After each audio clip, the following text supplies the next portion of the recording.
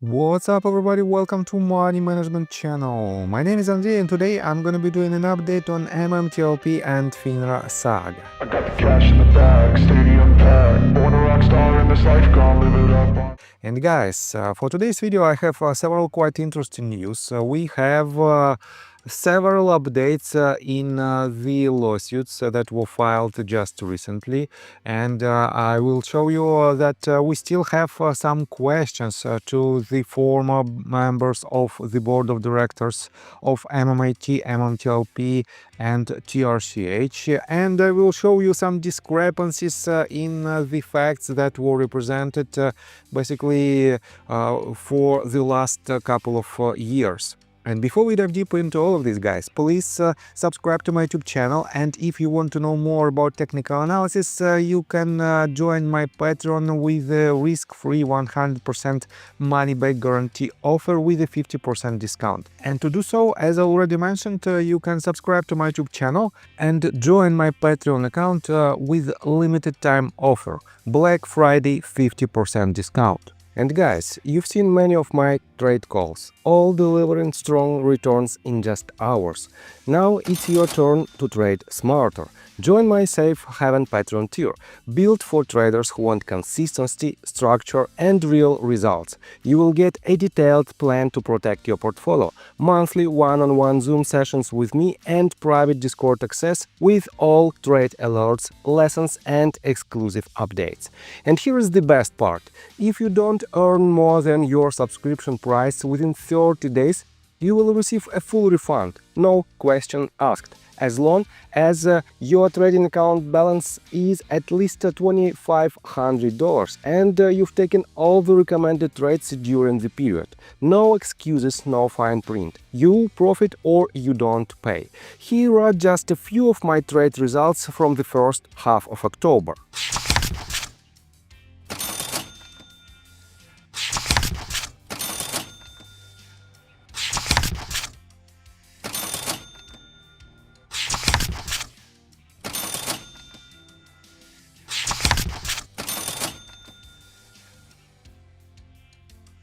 But don't wait, this offer is available for a limited time only. Once the spots are filled, enrollment will close. Join today and let's start building your edge in the market. So let's begin with this update. We are on Court Listener webpage, and this webpage is dedicated to the Kelly versus Financial Industry Regulatory Authority lawsuit that was filed in District Court in Nevada.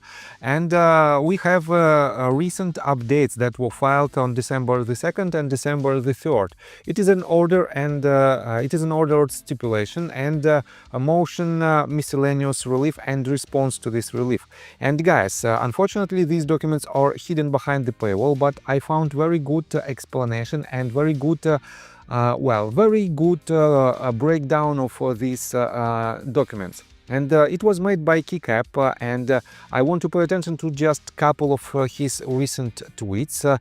Here is one of them. So, first of all, right here in the document that you can find in the Dropbox, declaratory and injunctive relief are allowed. Kelly asks the court to declare FINRA acted outside the law, require restoration of records, allow the case to proceed to discovery, and stop FINRA from continuing to block reconciliation or hide data. All of that is legally permitted. And guys, let me remind you that this lawsuit was filed by William Kelly, and the defendants in these lawsuits are just authorities. So you can find it right here, parties and attorneys.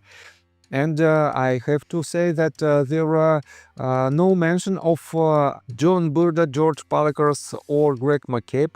That is why this lawsuit is different than other lawsuits that we have on the table. But let me again show you some details right here. So, bottom line, investor plan English. Kelly is arguing FINRA had no authority to edit MMTLP's corporate action. FINRA had no authority to issue a permanent U3 halt. FINRA had no authority to delete the ticker. These actions destroyed investor property rights. FINRA is not immune. FINRA acted like a federal regulator, which means must follow the Constitution. Misstatements plus omissions equals securities fraud. The case should move to discovery, and legally his arguments are well-grounded, case-supported, and procedurally valid. And I have to admit that if you want to dig deeper inside all these investigations, you can use wait a second. You can take a look at Keycap Twitter account and basically read the entire explanation by yourself. Here's the update from CPO, from William Kelly himself. He wrote this: "I'm also asking that MMTLP get in compliance with federal securities laws to include Reg SHO." And yes, I think this is quite important to know that if Reg SHO is implemented or can be applicable to this case, in this case we will see much more interesting and much more lucrative relief, if I use the right word, if the decision is made in our favor. But let me show you another quite interesting update. You know that we are about to see the 3-year anniversary of MMTLP U3 halt, and some people who previously were and are the people who are trying to push the case forward through their platforms, like Rob Carter and Dennis Neal. Rob Carter wrote this on December the 3rd, "Can't wait, MMTLP Army." And he refers to the tweet of Chris G. And Chris G on December the 2nd asked Charles Payne to make the space call with him and to explain the current status of this story. And Rob Carter will definitely do a live stream from his platform, and he will give his opinion. But guys, you know that I think Rob Carter is a so-called one-sided person. He wants to ask some tricky questions to authorities only, and he doesn't want to see any type of mentions of Greg McCabe, John Burda and George Palikars, if they were and if they are guilty. We don't know it for sure because we don't have any judge's decision in their cases, if they are guilty in this case. And I will show you in a minute that we still have a lot of questions that are unanswered, and these questions should be answered by, for example, John Burda, and in a minute I will show you what I'm talking about. But for now, let me show you this. Dennis Neal wrote this 9 hours ago, and this tweet was reposted by John Burda. Dennis Neal wrote, "My interview with Quantum Biopharma's two leaders will appear tomorrow afternoon on What's Bugging Me on Ricochet. Catch it, it's very MMTLP." So guys, you know that yes, we have a lot of similarities in this type of cases, like QNTM, MMTLP, even MULN, AMC, and GME. There is a lot of retail investors who were trapped in these stocks and who lost a lot of their money. But the reasons and the wrongdoers potentially might be different. And here is quite interesting questions that were asked by Ocelot. Ocelot, in response to the same tweet that was written by Dennis Neal, wrote the following: "Can you ask why an unprofitable bio company blows money on stupid shit like this and then proceeds to blame everyone else for their failures? Thanks." And he added this screenshot. Here you can see these statements. It is just part of their official statements, press releases, and earnings reports. So you can see that on May 19th, 2025, the company purchased an additional $1 million worth of Bitcoin. Then on July the 10th of this year, the company renewed an existing residential mortgage in its portfolio. Then on July 22nd of this year, they purchased 2,000 shares of GameStop. Next, on June 18th of 2025, will provide consulting services and general business services related to naked short selling. Next one, July 24th, the company purchased more than 38,000 shares of GNS. February 18th of this year, again, $1 million worth of Bitcoin. And guys, definitely it is not a good sign when the company is trying to attract more attention by buying some things that might be not related to their main to their core business, and that is also a huge question mark to the board of directors of QNTM. That is why you cannot compare directly QNTM and MMTLP, despite the fact that even Kevin Malone was involved in this story, and it was a very shady story because once they declared that Kevin Malone is the part of their team, and the very next day they declared that he doesn't belong to their team anymore. And we had a lot of back and forth conversation, and Kevin Malone also tried to help MMTLP community back in the days, but his actions, didn't lead us anywhere. On top of that, I want to show you this tweet again. Let's get back to Rob Carter, and he supports this call to action that was written by Joanna R. Intel, and here is quite interesting.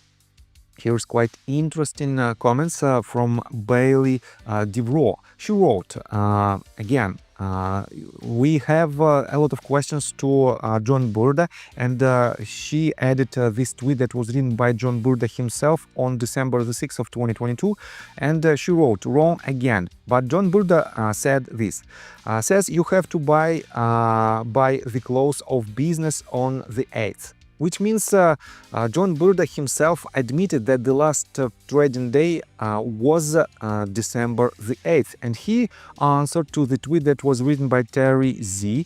And you know that this person also made a lot of videos directly related to MMTLP, and he was a huge promoter of MMTLP shares.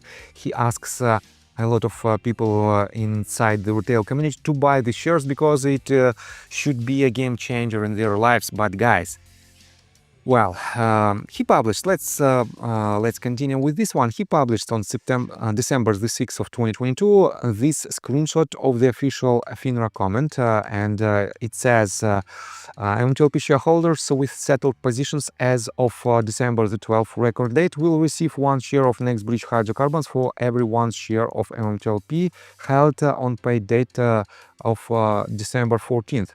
Purchases of MMTLP executed after December 8th will not receive the distribution. And this is the tweet that was written by John Burda, and he wrote that the last day of trading is December the 8th. And let me show you even more interesting facts. A lot of people are not agree with this. So Sam IM wrote this. Yep, I love how they just make things up, Bailey. The last 2 days were not position close only, and charts could close out an obligation with worthless nothing. Even their idol John Burda knew this, and she also added some interesting information right here. Again, in response to the tweet that was written by John Burda, Bailey DeVroe wrote this. I just post facts, LOL. Last day was the 8th. Even Burda and the CEO of NBH knew to sell before that. And Sam IM wrote this. Yep, they all knew, and John Burda was practically applauding whoever got it trading illegally for giving everyone an exit ramp. And she added a couple of screenshots again. So this screenshot I already covered, but this is another one that was written by John Burda on December the 3rd. Interesting comments. At this point, the situation is binary. The folks who started to trade MMTLP gave everyone an exit ramp if you choose.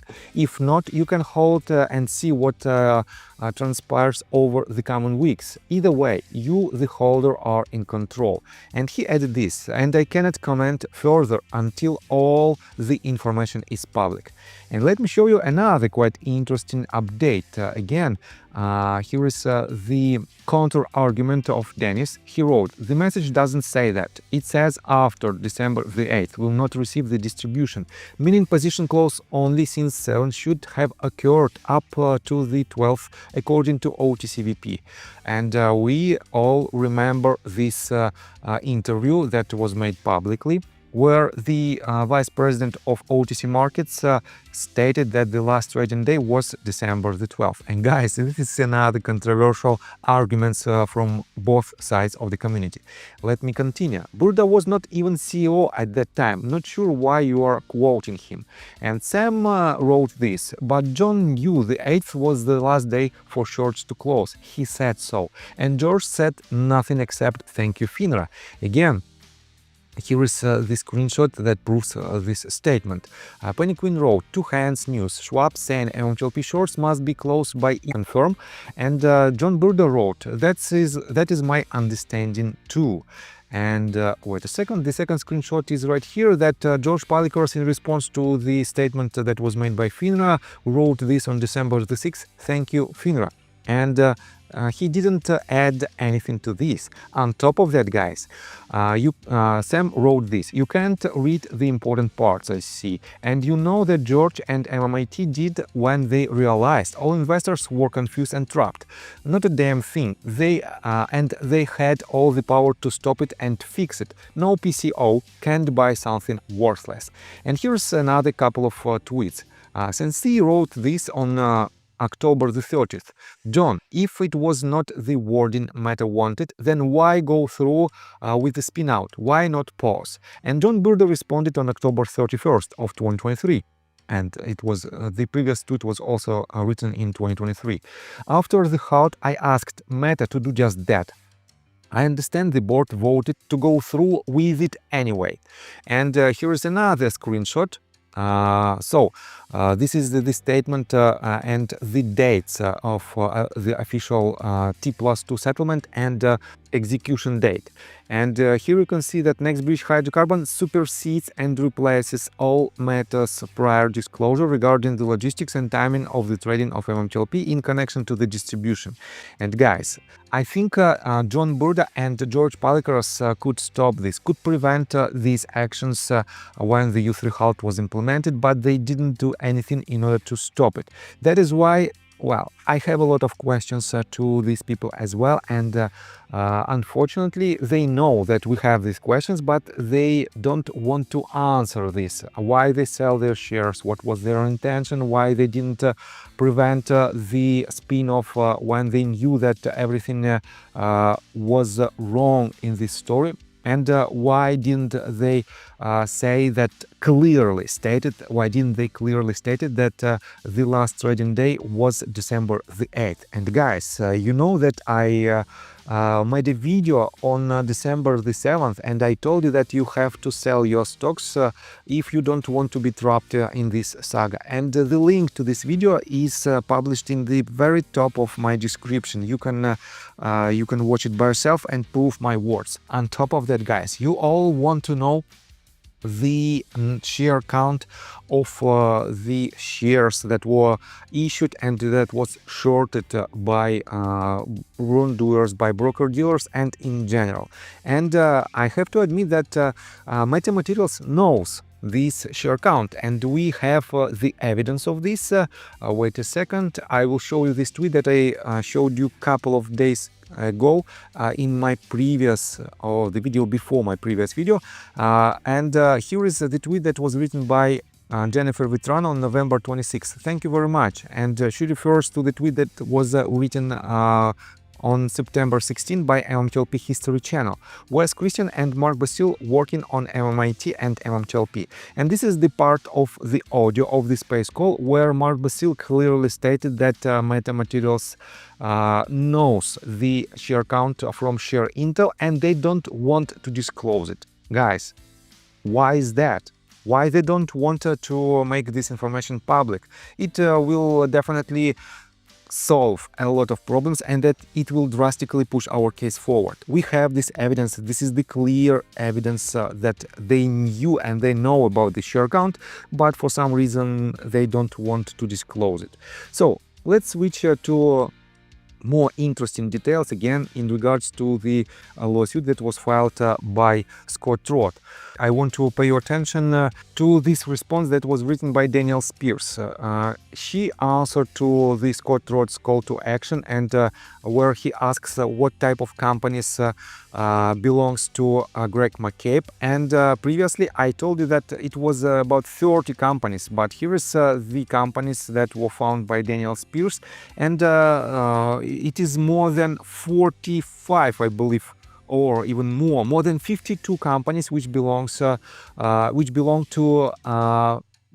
Greg McCabe. And all of these companies were established in order to do some actions, and potentially these companies were established to hide some information, because why in the world he has so many companies with the similar actions in the similar section, in the similar sector, in the similar field of the business, of the oil and gas business? It doesn't make sense. But guys, you can see that there is a lot of questions that need to be answered, and unfortunately we don't know these answers yet. That is why we have all these lawsuits that are addressed, let's put it this way, to the board of directors of MMTLP, MMAT and TRCH as well, and to authorities at the same point. So I think that's all. If you want to know more, just subscribe, and see you in the next video. Bye. I got the cash in the bag, stadium packed. Born a rock star in this life, gon' live it up on the attack. Baby, I'm bad. I just wanna get caught up in this life. I'm crazy, I'm mad. Doing no cap. Only God wants you.